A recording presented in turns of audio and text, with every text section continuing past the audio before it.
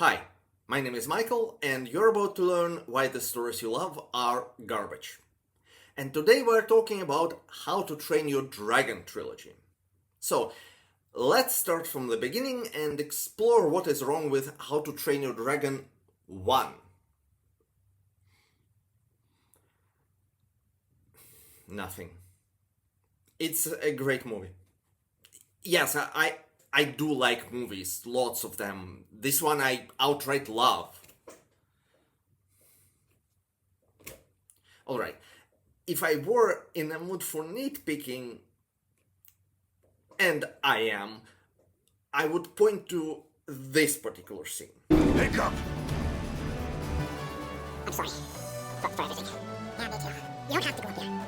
We're Vikings. It's an occupational hazard. I'm proud to call you my son. Thanks, Dad. It's just a bit too long. For context, right at the time, other dragon riders are battling the Green Death, and it doesn't go well. Every second Hiccup and Toothless aren't in the air, they are putting others at risk. And Stoic already showed his change of heart by freeing Toothless. Instead of a lengthy scene, it should be a simple Go. But other than that, as I said, the movie is great. One thing in particular they've got right was failure. I've said it before, what makes a scene interesting is failure. Yes, Hiccup defeats the Green Death, but he also loses a limb. He doesn't just break his arm punching out Cthulhu, he gets a permanent disability. Without that, the battle and the ending in general would be too sugary. We need that bittersweet taste. But, okay, enough about a story that is good. Let's turn to the second installment. Okay, so first of all, that movie didn't really have to exist. The story was finished. There was no reason to continue. But I guess money overrides everything, and so the sequel was made. Still, even if a sequel is motivated by money, not by the story, it can be done well. When I have kids, I'm gonna let them do anything they want. Anything at all. Yeah, I'd like to have that in writing. Yeah, me too. This is not the case. First of all, that movie retroactively worsened the previous one. How exactly? By reducing Hiccup's disability to a joke. You couldn't save all of me, could you? You just had to make it even. So, peg leg. It's just not a loss if it doesn't hurt. At the end of the previous movie, it got a free pass since it was, well, the end of the movie.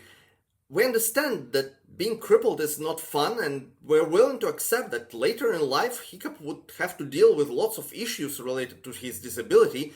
We just don't get to see them. But the second movie actually showed us that no, there are no issues. And there could be some, easily. We could have other Vikings question if a cripple should be their leader. Or maybe Astrid's mother would be against her daughter's relationship with someone incomplete.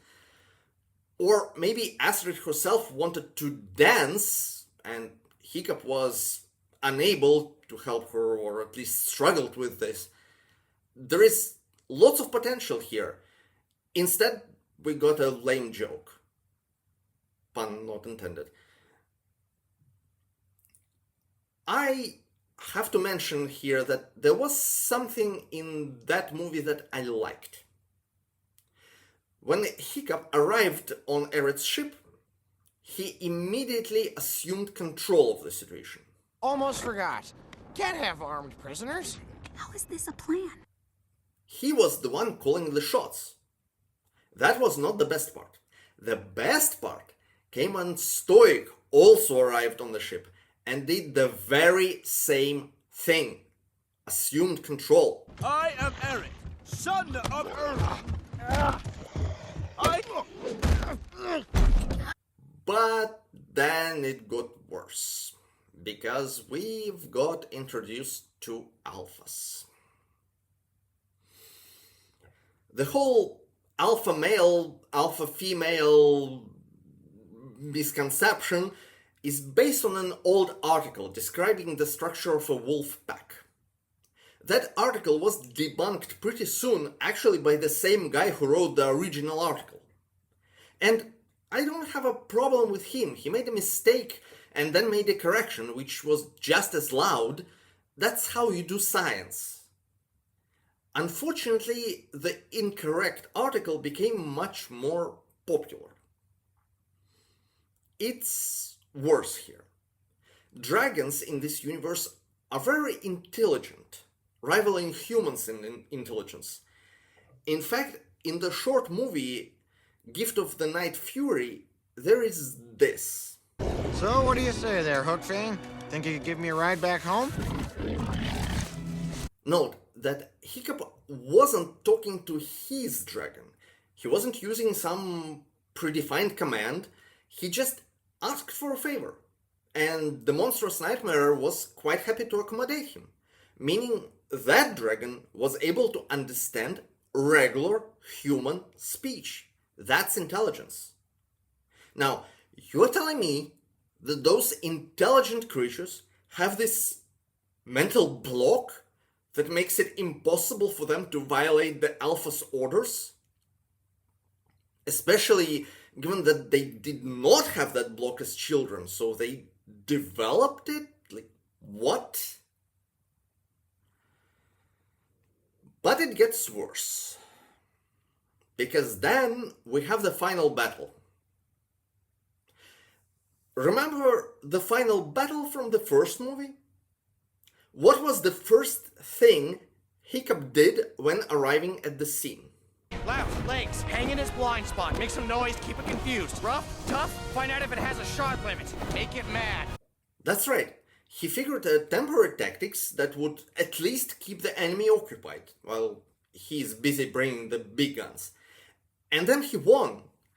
Won by, again, being a tactician, using whatever he learned throughout the movie against the Green Death. In the second movie, however, instead of clever tactics, we've got measuring contest. And also this. He's challenging the Alpha to protect you. Wow, thanks, Mom. I would never have figured it out on my own. Also, technically we lost Stoic, but that happened earlier when Drago attacked Dragon's Island, meaning that the final battle was a complete success, and complete successes are boring. But it gets worse, because then we have the third movie. And that was where all imagination left the writers. The villain gets control of the Alpha, and that gives him control of all the dragons shtick from the previous movie gets reused. Toothless disability gets cured. He meets a new bunch of dragons who immediately confirm his ultimate top status just because he dances well. And finally the separation happens. That is what I really want to talk about. I understand that the movie tried to give us that bittersweet taste that we crave, and indeed humans and dragons parting ways is quite bitter. The problem is that it's also unmotivated. Hiccup's reason for it makes no sense. Take a look. You'll be safe there. Safer than you could ever be with me. But nobody was coming after dragons because they associated with humans. The enemies were coming after dragons because they are dragons. That didn't change. Hiccup just guaranteed that when a new enemy attacks the dragons, humans won't be around to help. And if somebody attacks humans, dragons won't be around either. The notion of staying together and seeking safety in numbers is old as dirt, but Hiccup, who again was an excellent tactician in the first movie, ignores it completely. This isn't right. What? What's the matter? This isn't right. We should split up. We can cover more ground that way. Yeah. Yeah, good idea. Basically, he grows backwards. A failure does make things interesting, but that's not a failure. That's just a stupid decision. A character disarming a robber but spilling their coffee all over their clothes counts as a partial failure. A character disarming a robber and then randomly deciding to take a coffee shower doesn't.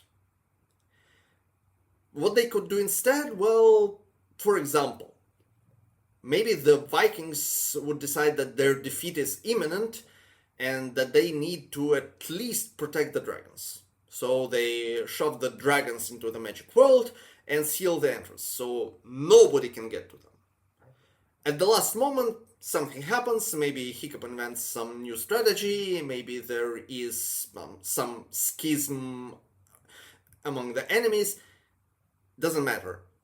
They emerge victorious, but the dragons are gone forever. Admittedly, not the greatest idea, and also the one that requires careful planning, but at least it would be something. The quality of writing for those movies wasn't just declining, it was spiraling uncontrollably. And a very strong first installment was undermined by lackluster sequels that had no reason to exist. And it's really sad. That's all I have to say. We'll see you next time. Bye.